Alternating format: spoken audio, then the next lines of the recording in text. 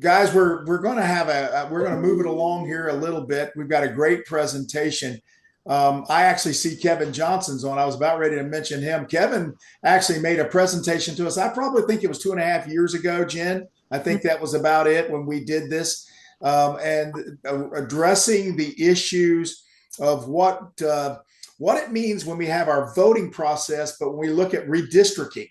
And as you know, that is a massive issue that's out on the forefront. You cannot turn on the nightly news at all and not hear that about it. The Supreme Court came down with a decision yesterday. There's been all kind of decisions. The week before, we had the whole ballot issue that was taking place in California and Texas, and Florida is going to be looking at it. And what happened in Virginia, and so we thought it was extraordinarily timely and appropriate for us to bring facts and information into the conversation. You may have a position that's one way or the other. In fact, we hope you do. That's the point.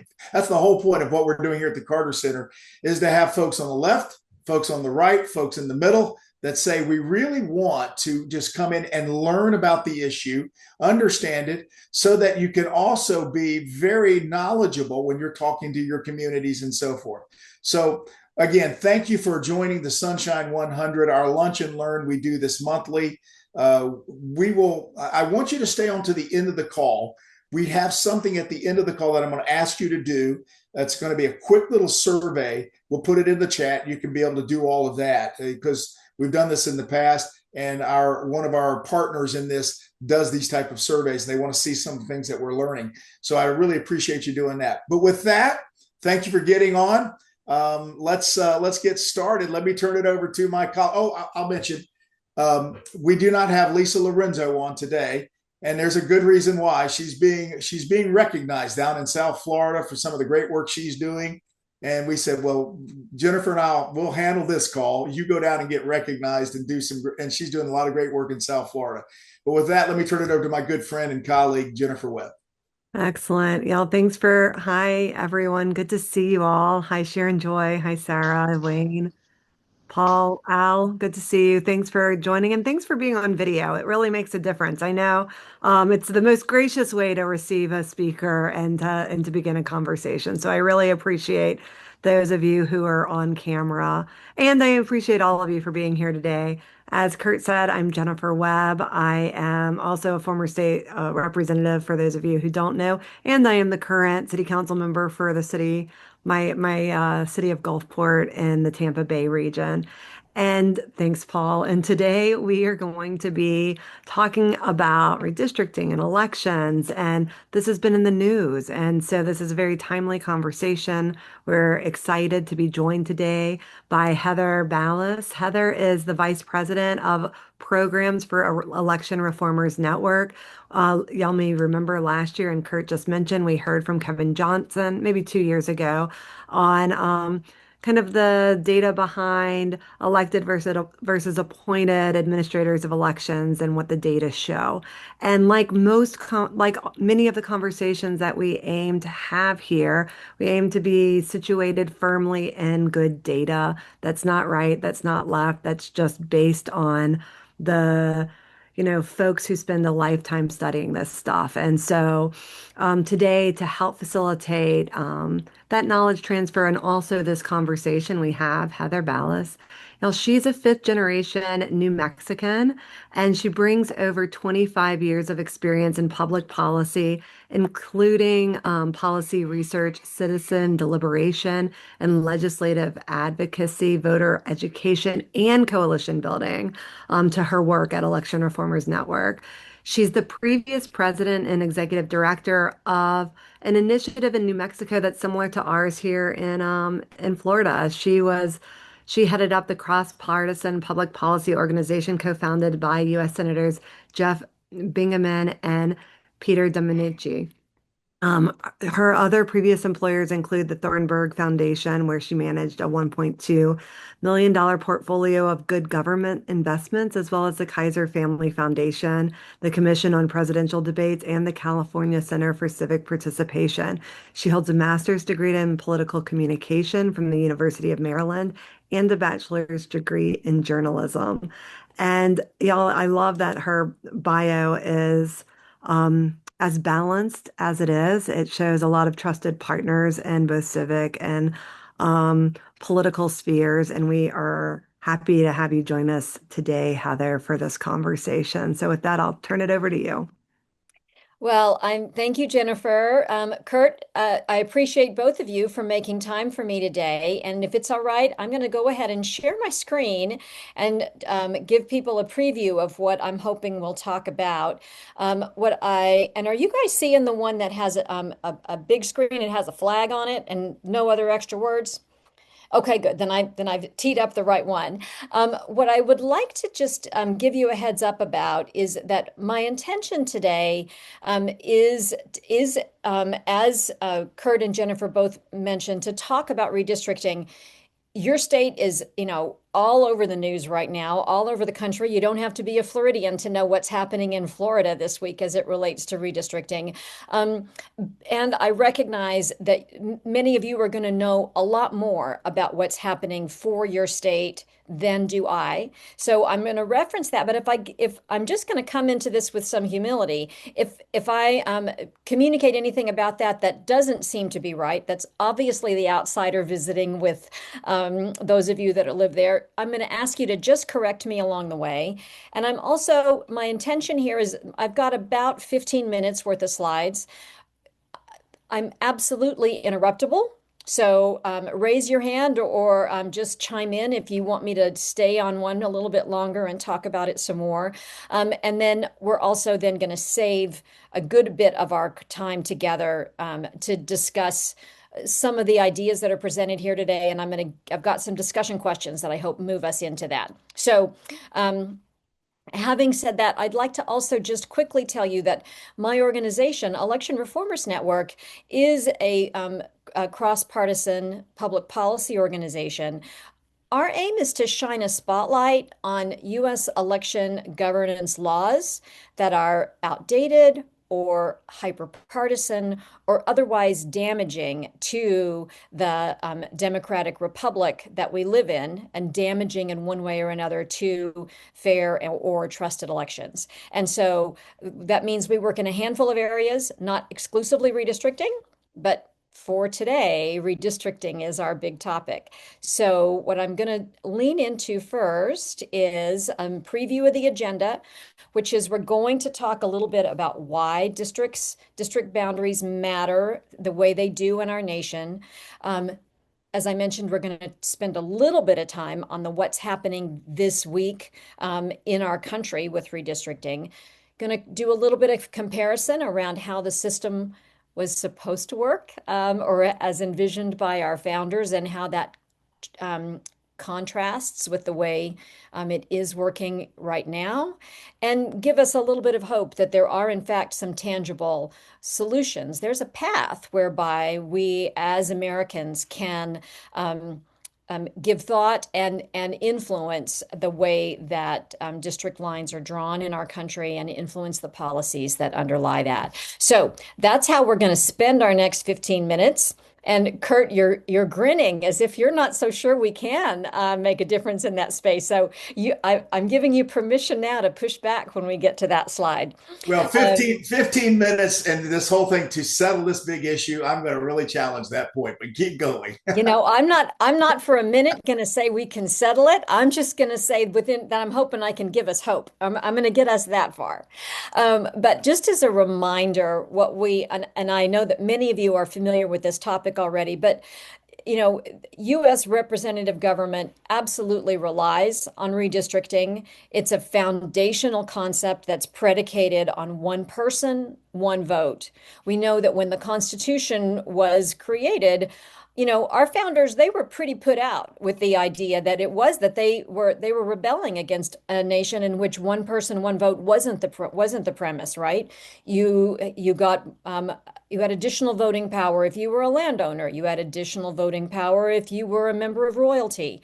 Now, we know that our founders didn't take that one person, one vote as far as we do today, because my gender couldn't vote when we first started, and people of color couldn't vote when our nation first started. But for today's conversation, we're going to give those fellows points for moving us away from the elitism that they were rebelling against at the time. And for that reason, they said, here's how we're going to do it. We're going to divide our nation into districts. Those districts determine who you get to vote for.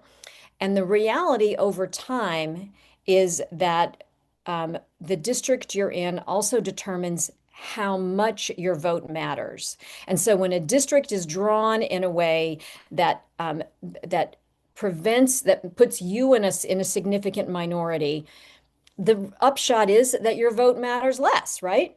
And that's not something that was the intention of our founders, was that we would strategically be created, be organized in such a way that our votes mattered less or don't matter at all. And that situation when drawing a district so that your vote doesn't matter. That's the problem that happens in our country, and it's happening right now in Democrat states and Republican states. So we're going to visit about that some more, but first I'm just going to remind you the main seats that we think about when we talk about redistricting are Congress and state legislatures. There are other seats around the country that are managed on a district basis, and different communities manage their redistricting process differently for those other ones. But when we think about the redistricting process that happens once every 10 years, tied to the census, that's the time we count our people. Remember back to that one person, one vote, we count us all up. And then theoretically, we draw our districts again once every 10 years based upon the latest head count. There's exceptions to doing it once every 10 years. And before 2026, the exceptions were pretty rare. We had mid-cycle redistricting pretty much only when it was triggered by the courts, because a district was determined by the courts to be unconstitutional. So to redraw a district in the middle of a decade was it did occur. It's not illegal, but it was pretty rare. Now, starting in 2026, oh my gracious, we have, this flurry of mid-cycle redistricting that some people say is called for. Some people would say is pretty problematic. You're going to hear my bias. I'm not going to hide behind the fact that I think it's pretty problematic. I think it's problematic when the Democrats do it. I think it's problematic when the Republicans do it. And so we're going to lean a little bit into why that's happening and how it affects all of us. We know that when gerrymandering occurs, it creates a whole host of other problems for our country. So right now, 32 seats in Congress are considered competitive. That's out of 435. So if 32 seats are at play, the fact that there's only that many that are competitive is in no small part because of the way the lines have been drawn and the drive toward increasingly politically oriented district line drawing that's gotten worse and worse in our country over the last 20 plus years. It's insidious, it's slow going, but it's with each new round of redistricting, it's gotten worse and worse till we reach the point that we're at today. The other thing that happens when one has districts that are drawn to guarantee a safe seat is that then the people who are running for that seat don't have to think of themselves as compromisers. They've got a safe seat and they lean into their base to win their primary, because once they win their primary, they win the general, right? So when we're in a situation where gerrymandering has created these vast majority of seats that are determined at the primary level, we know in America, it's the real party diehards in the Democrat and Republican Party that really care in the primary phase, right? So to win a primary, you've got to be at the farthest extreme of your own party, and you're naturally going to be the ones that are less likely to be a compromiser, the folks that are in sort of the middle part of your party. What that means practically in our country, and I just want to see if I can be clever. Let's see if I can make a little highlighter work here. This right here, this tiny bit of text. In the 80s, 20 to 25% of Congress were moderates. Those were our bridge builders. Today, we have about 3% of Congress that is considered to be a moderate. Now, representative government requires our representatives to be able to govern.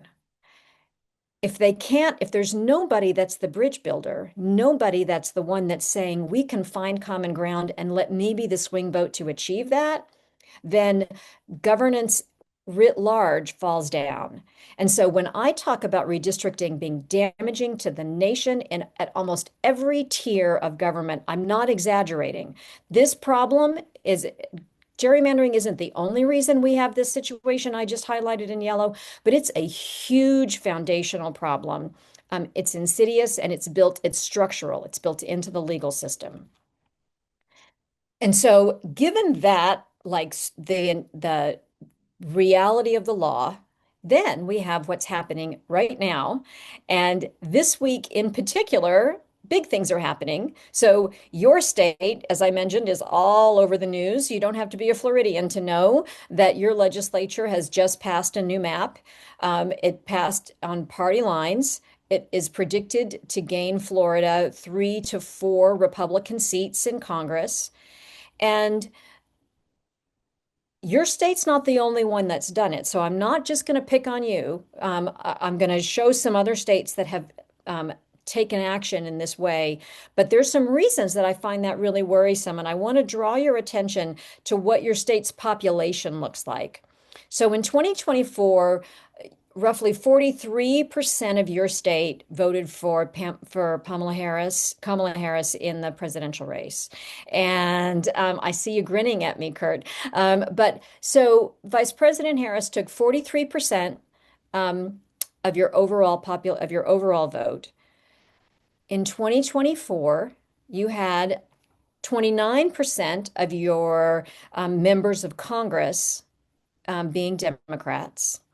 And if this new map that has just been approved by your legislature gets signed by your governor, which it is fully expected to do, and if it does achieve what its map drawers intend for it to achieve, you're going to have 14% of your congressional seats occupied by Democrats.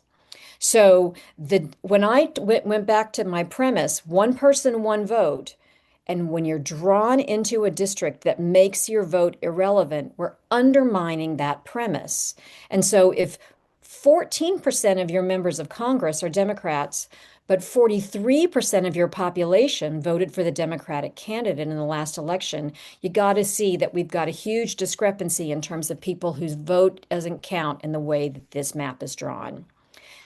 And you have an additional piece to consider when we think about that, which is your state has this pretty nifty thing, this Fair Districts Amendment that was voted in 2020 on by your voters. 63% of your electorate voted for that, cross-party lines. And it's an example to the nation of when voters said, hey, we don't want gerrymandering. We want there to be a system that doesn't allow district maps to favor or disfavor people by party.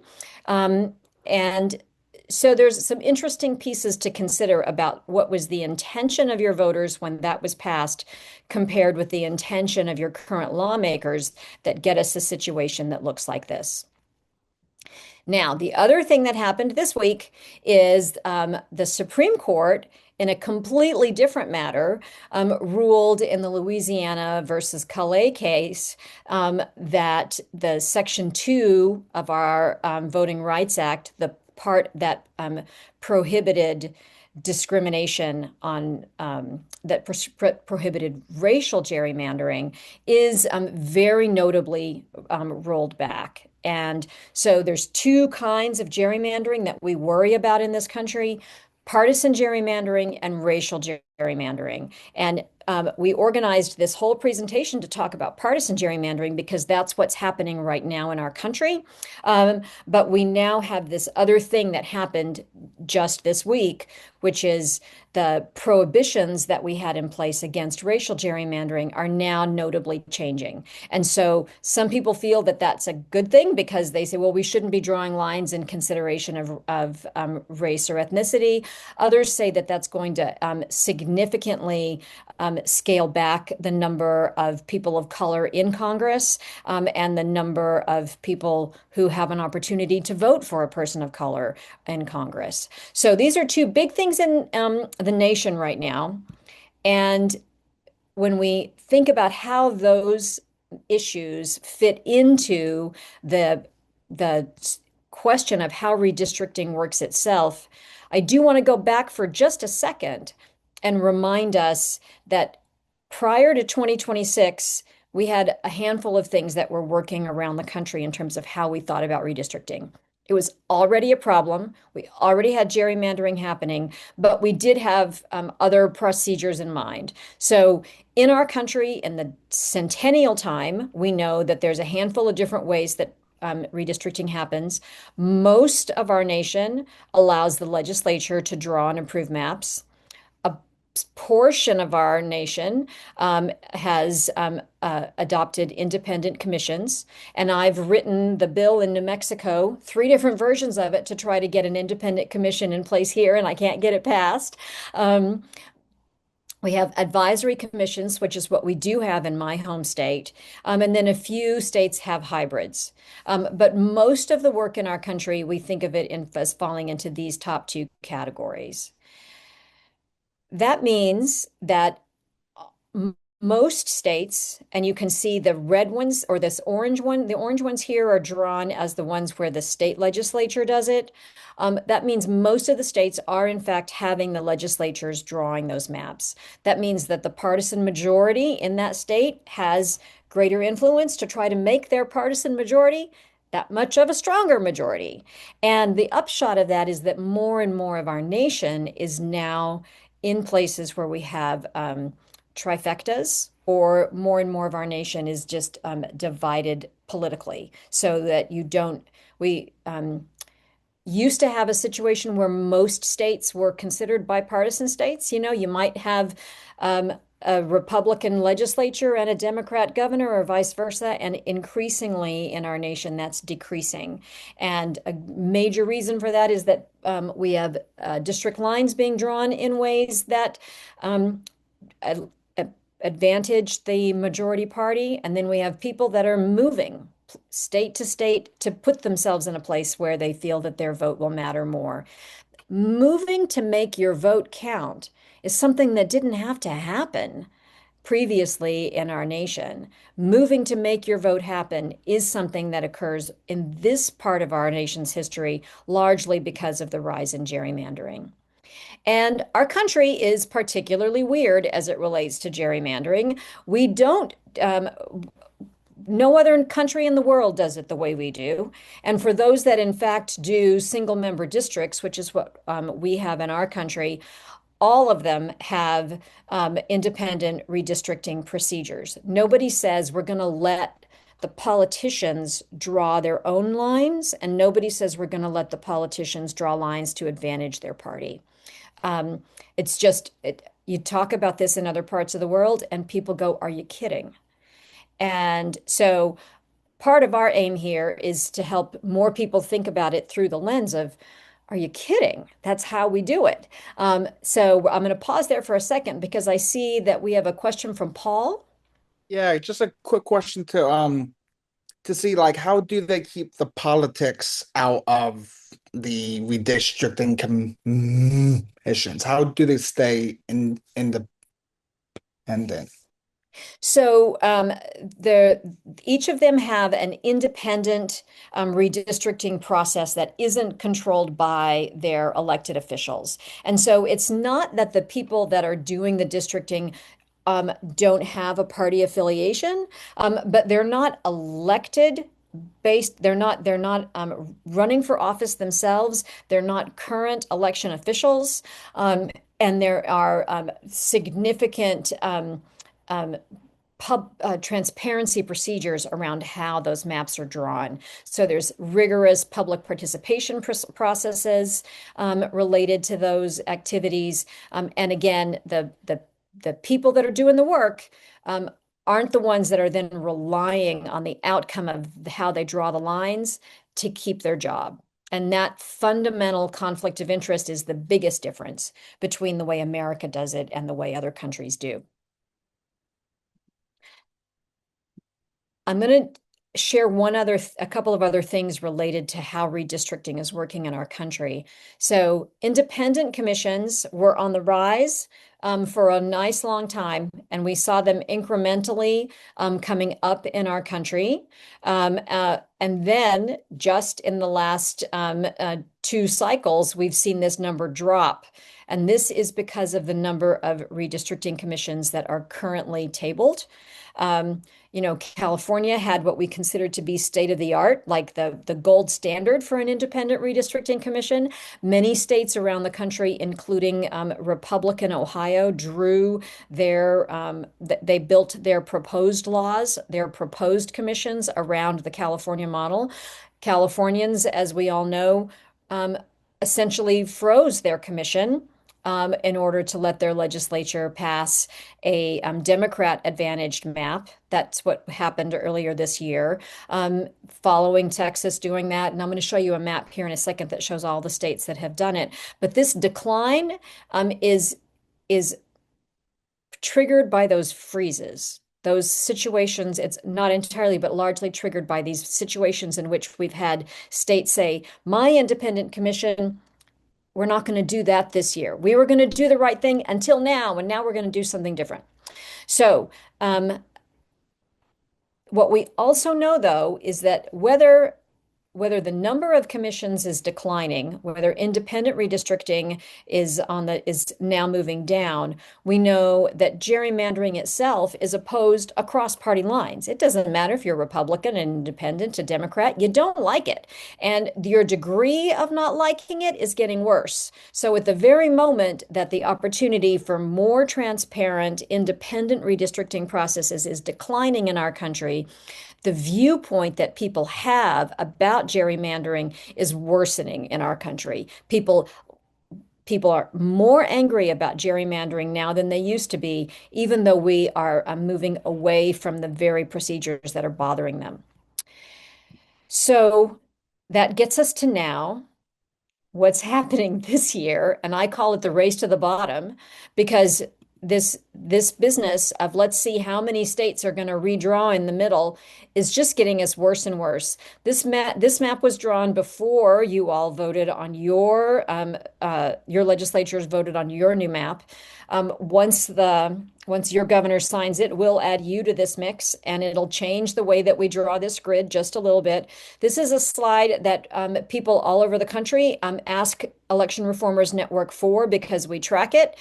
We make it available on our website, and every time there's a new decision, these little gauges, they move around. And so we'll be updating it. I'm betting by tomorrow is my prediction about what's happening for you guys. Heather, can I just say one thing just about Florida? Mm-hmm. They have not voted on a new map. The governor has put forth his new map, and they're going to call a special session to look at that map. That may be the map that comes out. They haven't passed it out yet. Yes, no, they had passed it yesterday. Kurt, they voted on it yesterday. Oh, did I miss that? They did. Yeah. Palatayud, Bradley, Garcia, and Grawl were the four Republicans who broke with their party to vote against the governor's map. They've already sine-died that special. Exactly. It's in the books. Yeah. And I stand corrected. Thank you, folks. Sorry. Yeah. No worries. It's that. Well, what you said, Kurt, is what I thought was going to be the case when I started this presentation, and then I, had to go read the news yesterday to see what was going on, and I realized I had to rewrite part of it. So it's all happening in real time. But this slide doesn't have you all in the mix. Once your governor signs it, then this slide will change for us. But what we see right now is that it's the Democrats are, by this map, the Democrats were ahead in this incremental, who managed to gerrymander a few more states for their advantage. And if when your map gets signed in, then maybe the Republicans are then going to be incrementally better. But we have all of these states having all of this disruption for something that is essentially a draw right now. And um, and not only is it a draw, but it's a situation in which we're further reinforcing the viewpoint that Americans have that government isn't working for them.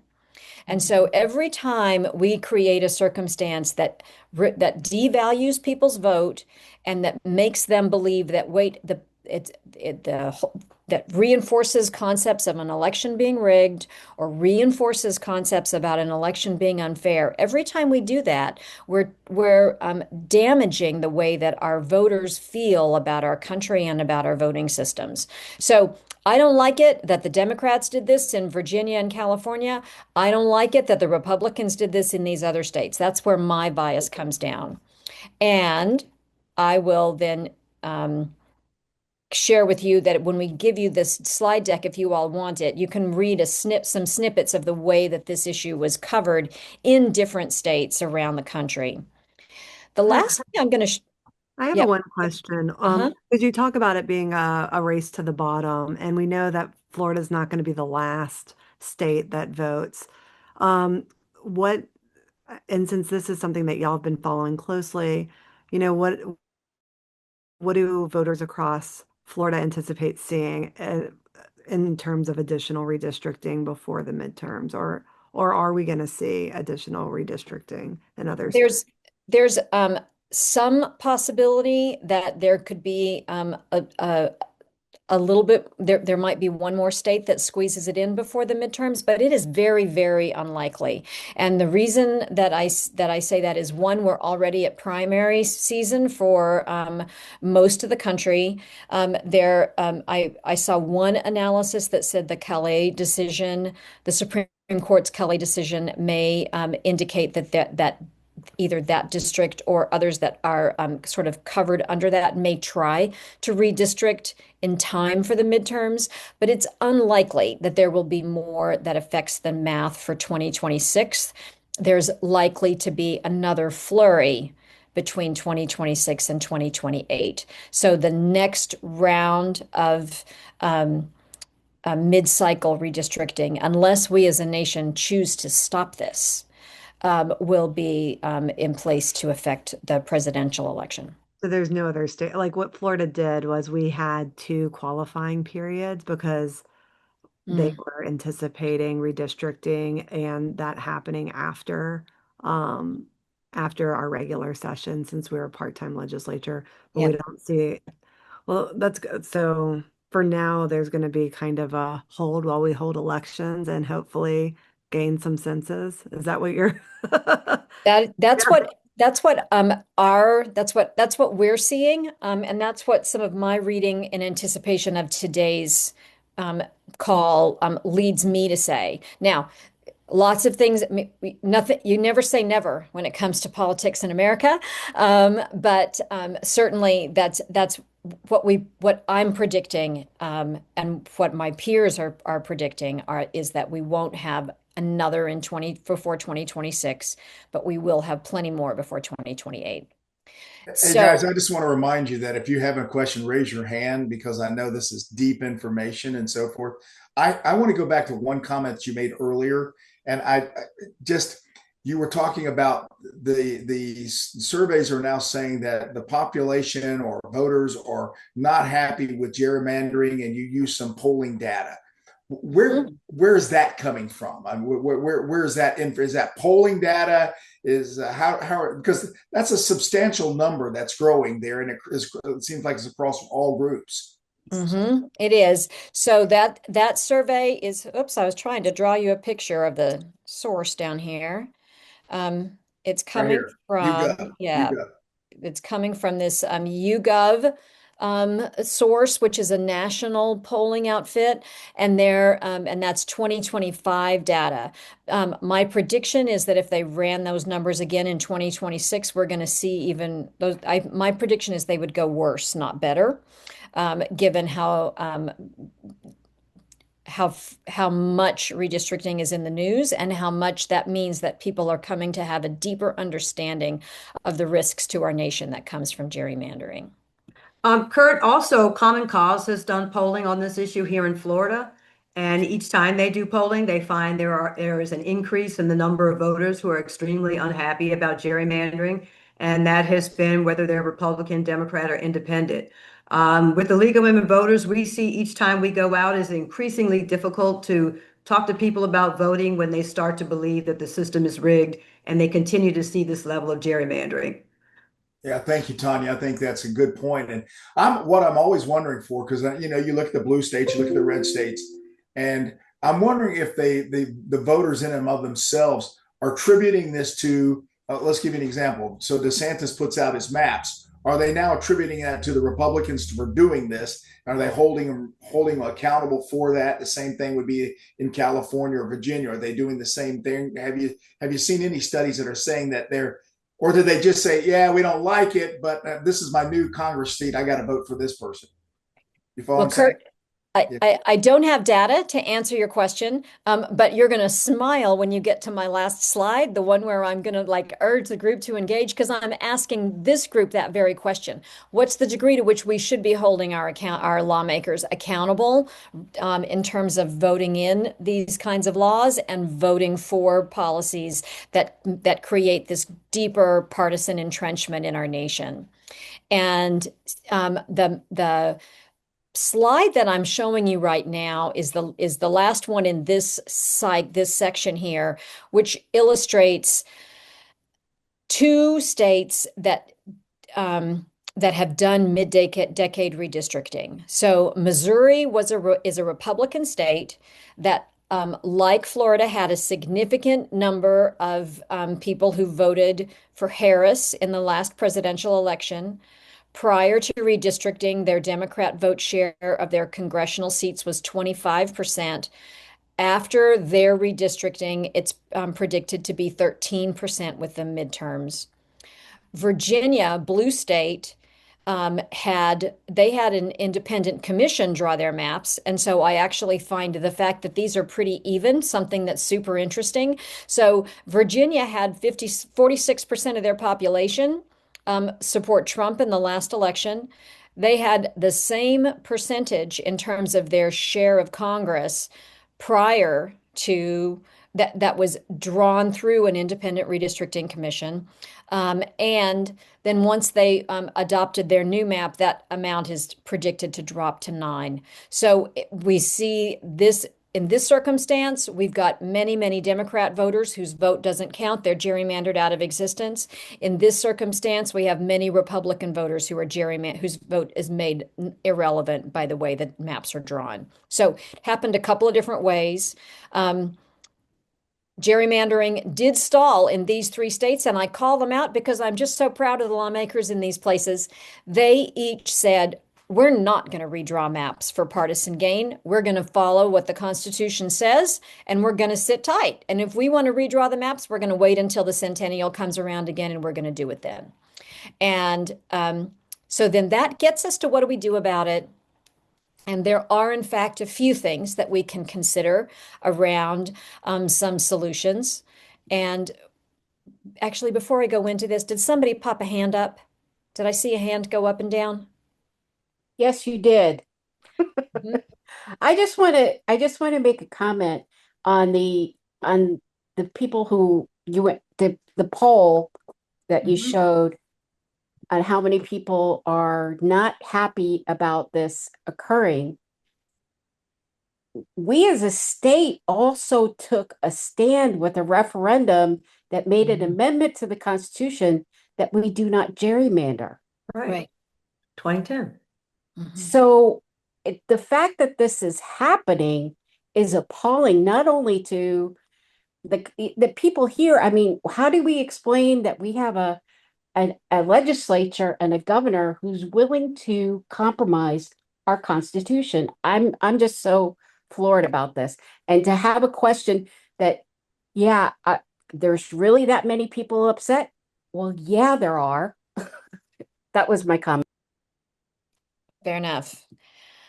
I appreciate that comment, and that gets us interestingly to the solutions, and some of them relate to that very question. So I'm going to start with two potential federal solutions. These aren't things that we can do right here, right now, but the reality is that the only whenever we talk about independent redistricting commissions or other reforms happening in the states, a lot of times people say, well, I'm not going to do it if my neighbor doesn't do it. And that's been the argument for my Democrat lawmakers in New Mexico. They say we're not going to pass an independent redistricting commission until the Republican states do it too.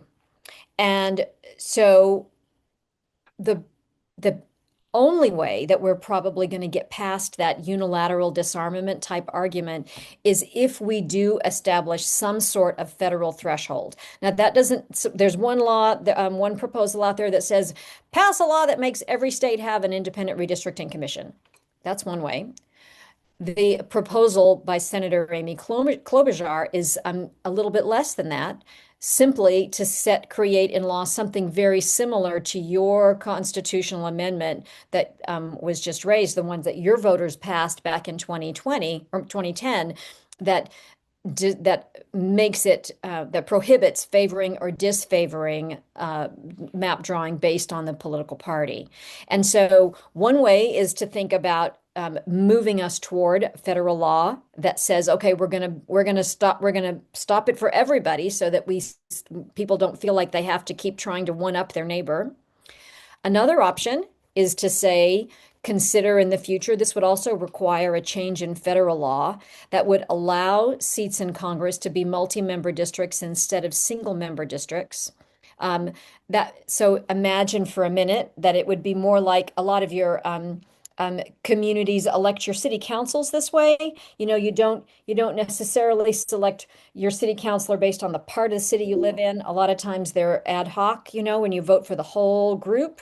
So a multi-member district scenario pulls the district divisions out a little bit. It creates an opportunity for the minority party in a district to still be able to put somebody forward.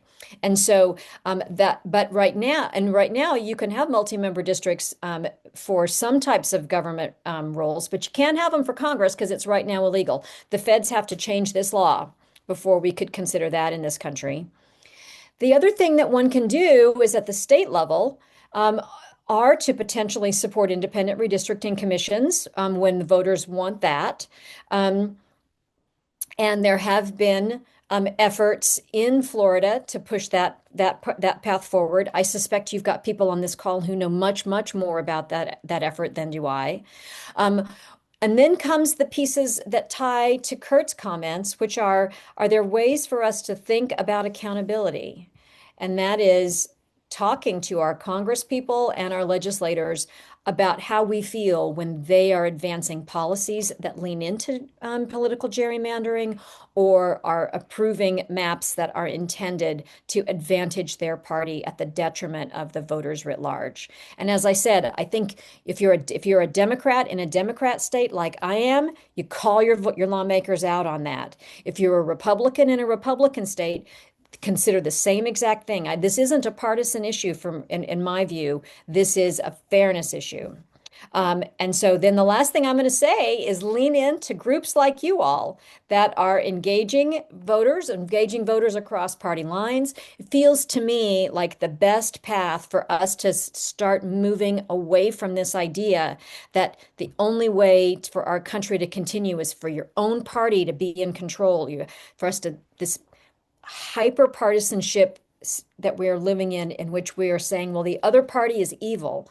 That can't keep happening. That's damaging for us on so many levels. And when we think that way, that's what makes us say it's okay to gerrymander because the other guys are they're bad people. And so when we have cross-partisan coalitions like the one that you all are engaged in, creates the foundation for us to remember that if we make our democratic systems work toward a path toward fairness, then we're going to create structures that work better for us, whether our team wins this election or the next one. And that doesn't necessarily have to be the first question. So, with that, I will say if you want to learn more, this is my organization, Election Reformers Network. You can reach out to us at any time at electionreformers.org. And with that, I will hush. And I see a bunch of hands, and if it's okay, I'll turn it over to Kurt or Jennifer to moderate what we're going to do next. Yeah, let's just go to some raised hands. Let me just remind you guys that, first of all, Heather, awesome. You were fantastic. Let's just be careful, ask the question, and recognize that we do have strong opinions on both sides of this right now, especially if you're talking about Florida. If you're talking about California, those positions might be flipped here very quickly. So let's offer an opportunity to make ask a question or make a statement. Go ahead. I think we started with Bibi. Bibi, go ahead. And thank you so much, Heather. Very interesting information. Thank you, Kurt, because I'm going to have to sign off here in a second. I just want to, just a few observations. I'm 60 years old, born and raised in Florida. And in my lifetime, I've seen certain things happen. I feel like I am not for redistricting. I like the way it was before, based on the census, even though I don't trust the census 100%. But so I do want to say that. And I do want to say that I don't think anyone's evil. I think that in the past decade, there has been such hatred spewed towards one man and people that support that man that people can still call Harris, Vice President Harris, though she's not anymore, but they can't call President Trump President Trump. As well as, I still hear people saying President Obama. That's a respectful thing. I do that in my own state with my own state senators, et cetera, and legislators. So I don't have a problem calling, but we do have a sitting president, and that should be respected. I want to say that. As far as redistricting, I feel like what has happened here is when you're playing with a neighborhood kid that always likes to win and will win it all, like no matter what, they want to win. But as soon as they start losing, they want fairness. This isn't fair. I think that Republicans have become reactionary because we're sick of playing by the rules and and the other side not playing by the rules. That doesn't make it right. But I did want to say that because I'm tired of hearing the other side calling for, let's respect each other's opinions, when for the past 10 years, whenever I listen to someone and I go to express my views, I'm told, let's not talk about politics. And I'm silenced. So I just want to throw that out there. And again, I do not agree with the redistricting in the middle of a decade cycle. So Okay. I appreciate your time. And sorry, I get a little passionate about this, but Bibi, two thank you. wrongs don't make a right. Bibi, thank you. I appreciate. And listen, guys, that's why we bring folks in here. This isn't a kumbaya moment. We have serious issues to address, and there are. I learn from how people are feeling. So I actually understand it. I love to hear the differences.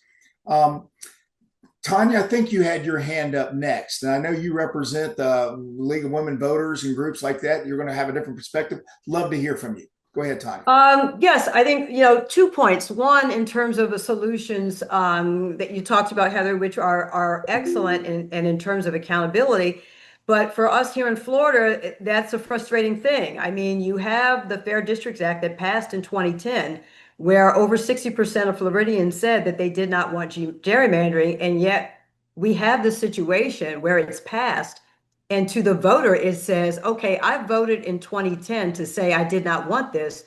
And now my legislators are saying, I don't really consider your vote valid because this is what you need. So that's one point that makes it very frustrating. Two, in terms of gathering together to try and hold your elected officials accountable, with the league and lots of other organizations. We were in Tallahassee yesterday, over 100 people. We have been postcarding and calling and meeting with representatives for months and months and months and months. So, we have been doing the groundwork respectfully to make our points heard, and especially to talk about fair districts. So that becomes a very frustrating thing as well when you're talking about looking for solutions and holding folks accountable. And the third point I would make is that at this point where we are in our country, to get to the solutions that you're talking about requires leadership from the top. And that would be from the president and his cabinet. And we have yet to see a desire for that leadership. Instead, it is a power grab and a deconstruction of rights for minority groups in this country. So, yesterday with Louisiana versus Calais, definitely a gut punch to voting rights as I think about my mom and other people in my family who fought so hard for civil rights. But we know that we dust ourselves off and we wake up another day to do the work and to meet with folks like you to hear other sides. But we definitely wake up to do the work and not give up. Thank you, Tanya. I appreciate you. Mike, Russell. Yeah, I was in Tallahassee too, sat through both committee meetings in the House and the Senate, spoke at both, listened to all the arguments, listened to the presentation. Um, and just to quote one of the GOP senators who voted no, this is clearly illegal under the existing Constitution of the state of Florida. I took an oath to the existing. I cannot vote for something that's unconstitutional. The argument that was being made out of the governor's office was, well, we think the courts are going to change this. So there were assumptions there. And there, among all the committee meetings, um, and really on the chamber conversations in both the House and the Senate, there were no real arguments presented in favor of redistricting outside of the presenters, the co-sponsors who were presenting the bill. The governor's spokespersons were allowed to make their case.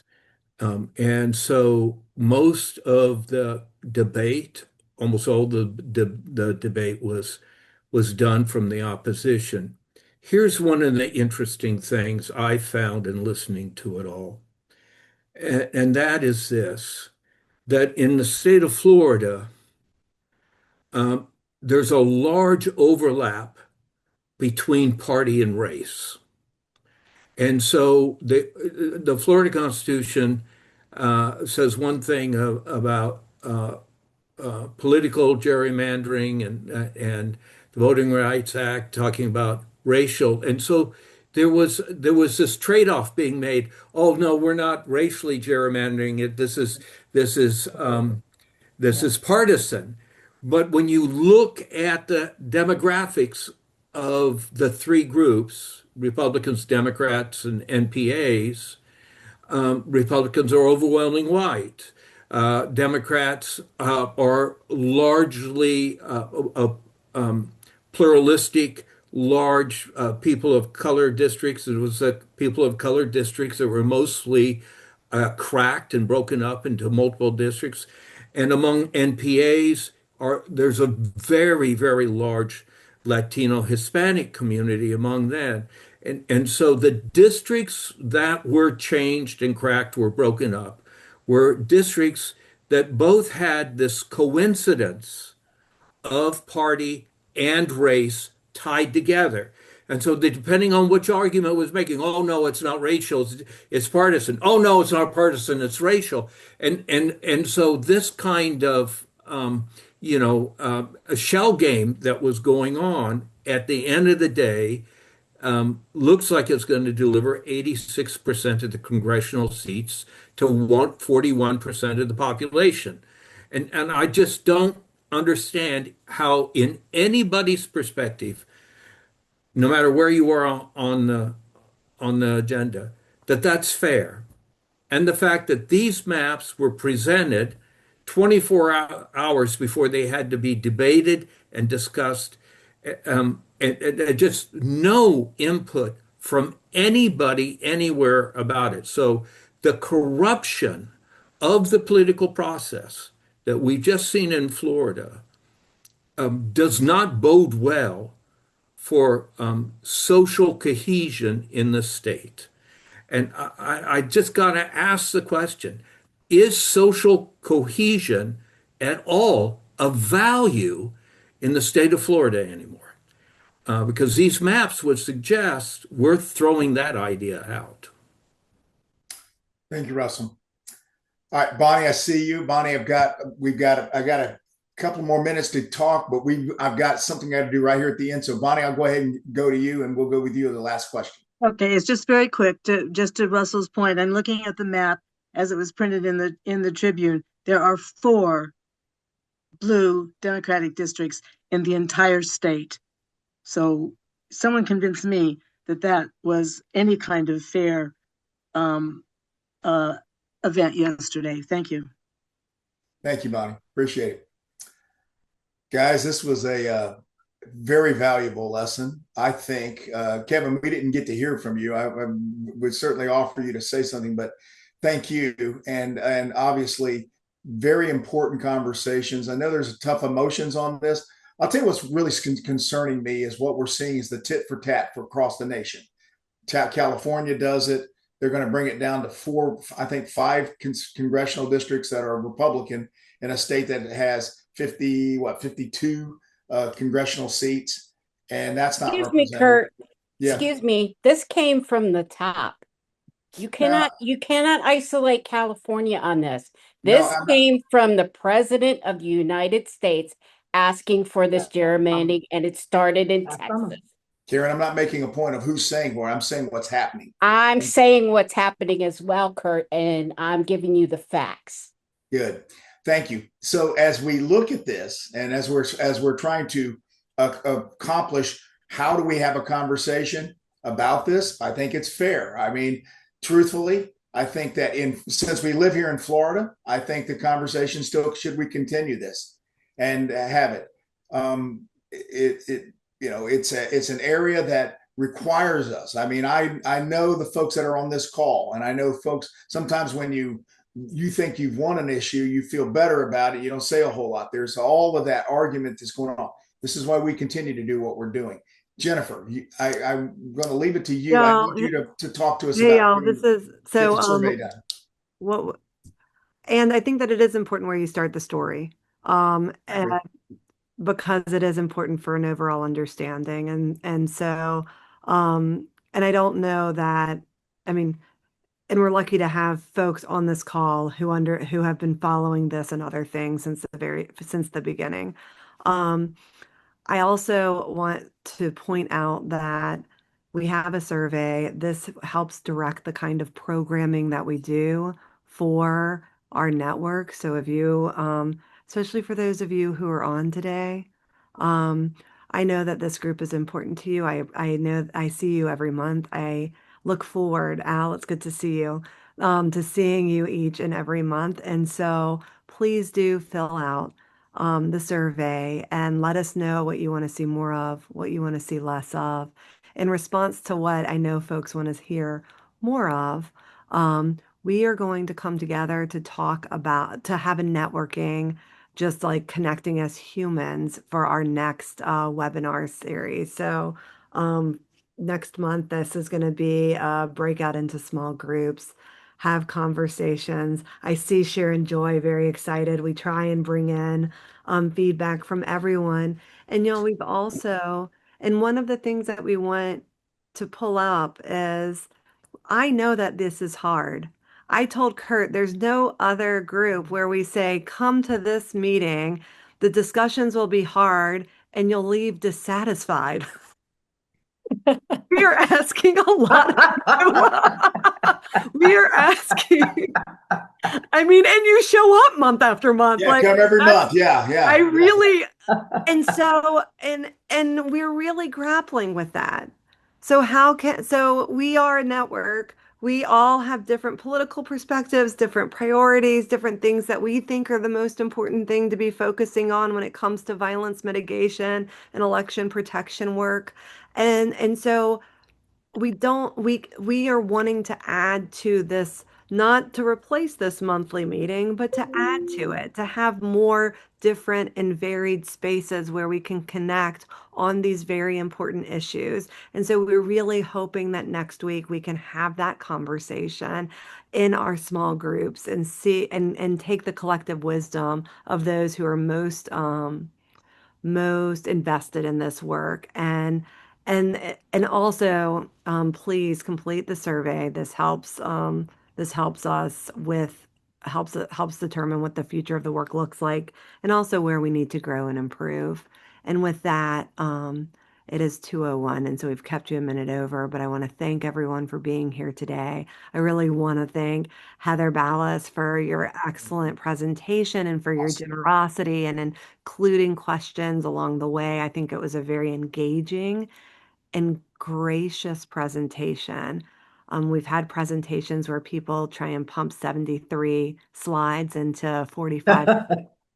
I'm so grateful he did not do that, because these are really important issues that take time to digest, that take time to like reflect on in the moment. And you really gave us that. Thank you so much. And Kevin, always great to see you. Y'all have a wonderful afternoon. Thank you all for Thank joining you. us today. Thank you, everyone. Thank you. God Thank you, bless. Heather. Appreciate you.